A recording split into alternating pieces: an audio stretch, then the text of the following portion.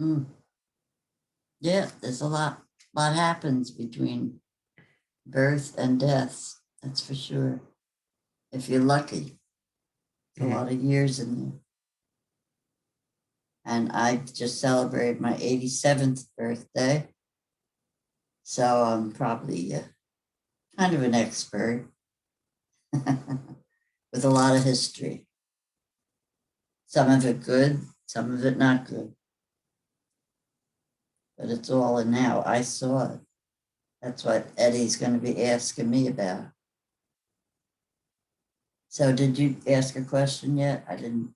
No, I figured I'd let you say something a little bit. So I figured we'd start with family and being the youngest, maybe some of the lessons that you learned along the way, growing up in a big family, maybe some of the Yeah. values that you took away, being the youngest and seeing life through your siblings' point of view as you're growing up. Mm-hmm. Yeah. It's quite a lifestyle when you're one of seven children, and I was the youngest of all of them. So I was always the baby of the family, and that's what they used to call me, baby, baby Dolores. But it was good times more than anything, especially growing up. The depression had just ended. That was the 29, the crash of 29. So everybody was hurting and looking for more work. My father, God bless him, he was a great father. He worked all his life. Well, for 45 years, that's when he retired after 45 years. But he always provided for all of us. And my mother stayed home and took care of all of us. So it was a real family life. It really was rewarding, very rewarding. And you learned every day, you learn from your older brothers and sisters. Some things you enjoyed, some things you didn't, especially with four brothers. They're tough. Hey, I've won. That's almost enough for me. One is enough, right? Yeah. But they were all older than I was, so I played dumb with them. And they left me alone. But it was a good, rich family. It really was. Two sisters and four brothers. Yeah. Would you say some of the values that you got from your family was sharing, sacrifice? Yeah. I remember the story you told me about. I think it was your second oldest brother when you're looking for a car. Yeah. My brother Don, he was the Hmm. oldest. When my sister Rita and we were starting to work, and we took buses to work every day. But my brother Don was getting another car for himself, so he said, if you want, you can buy the car from me, my old car, my old Ford. It's a nice car. We said, okay, we'll buy it. And we split the cost, my sister Rita and I. So we paid him so much every payday. And Rita was good with her payments. She paid her part off. And sometimes I would forget or not have any money left. And after about a year or more, I was trying to give him some money toward the payment.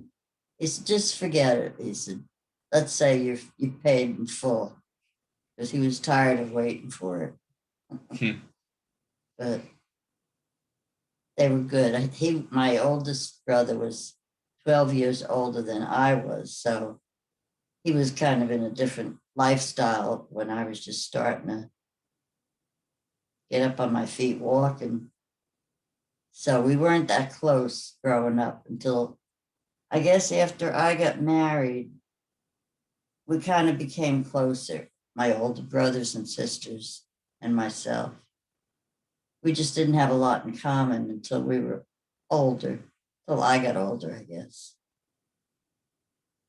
But they were good times with them, and we learned a lot from them. Just learned to share, and especially share my time, not my time so much as my attention. I always wanted the attention from my parents, and sometimes you had to learn that, the older brother or sister was going to have more problems with talking to their mother and father. So I had to step back and share my time that I demanded. And you learn to share the food. You just had so much to eat, so you shared equally. These are things you just, with the times being what they were, it was tough. And then with the family that big, you did have to share it a little closer. But it's all worthwhile. I mean, we lived good. We didn't realize it, but we had no money problems. And you learned that they were, your friends as much as your siblings. They looked after you, and they were good with me. Very good. And you said your dad worked in the city. Is that He right? worked in New York. Yeah, he took a train every day of his life. And he ended up with the Postal Service in New York. And he was a superintendent of mail on the trains. I guess they still do it, but they used to deliver mail by the train and plane. And he used to travel on cars and be sorting mail all the time. They were going from whatever town they left, they'd end up in New York, or from New York to Washington. That was his route, New York to Washington. All the mail in between, mail, packages, everything. So he had an office across the street from the train station in New York. Yeah, there's a name to it. I can't remember it now. And he took us in to see his office a few times, but always on the weekend when, they weren't working as much. But he had a big job, but he had to work his way up to that too. 45 years, right? 45 years he worked there. Yeah. Yeah. What do you think he would say to people starting their careers? Mm. He would say stick with it and learn as much as you can, and be true to your job. Sometimes it pays off. If your boss sees that you're really sincere and trying to do the right thing, it'll pay off. And either you like the job or you don't. But if you need a job, it's important to be good at it. And he was very serious about work. He really was, but he had to be to support the family he had. Yeah, it was a good upbringing. And he was the root of it. He was always there for us. So I thought it was interesting when you're saying you're growing up in a bigger family, and one of the lessons you learn is basically timing, and being able to not always be the, I guess, center of attention when you have a lot of siblings and a lot of Right. mouths to feed. So I just thought that was an interesting lesson growing up, kind of Mm-hmm. learning to listen maybe, because I think you have a reputation as a very good listener in our family now, and maybe that's where it stems from, being able You're to right. yeah, just being able Yeah, to not have maybe all the attention on you at all that's right. times. That's a big thing because especially being the youngest, you just expect everybody to wait on you and watch you when you're playing and have fun. And then all of a sudden, an older kid comes along, wants to talk to your mother, and you got to sit back and say, okay, it's not my turn. But there was, yeah, a lot of sharing like that. Anything you wish you knew? Me being in my 20s, and I think a lot of the listeners are in the, I think they're in their 20s too. Yeah, yeah. Anything that you wish you knew in your 20s that you know now? It's probably a lot of things. A lot of things you should, you wish you knew back then. Just how to get along with people, how important people are to you.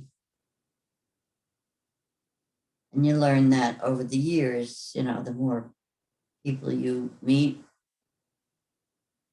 and you realize, gee, they could have been friends of mine, but I never wanted to do anything with them. You just ignore people or opportunities that you could have had. You do. I was always shy girl. So I often wish that I contributed more or did more with my life, but it was full enough. It was full enough for me. Yeah, those are good times, but you don't realize it at the time. You take things for granted and you think everything's going to get better and you're going to make it all better, but sometimes you have to accept what is and make the best of it. But you got to create your own opportunities a lot, you know. You know who you are, and that's what you're gonna do. You sell yourself to people so they understand who you are too.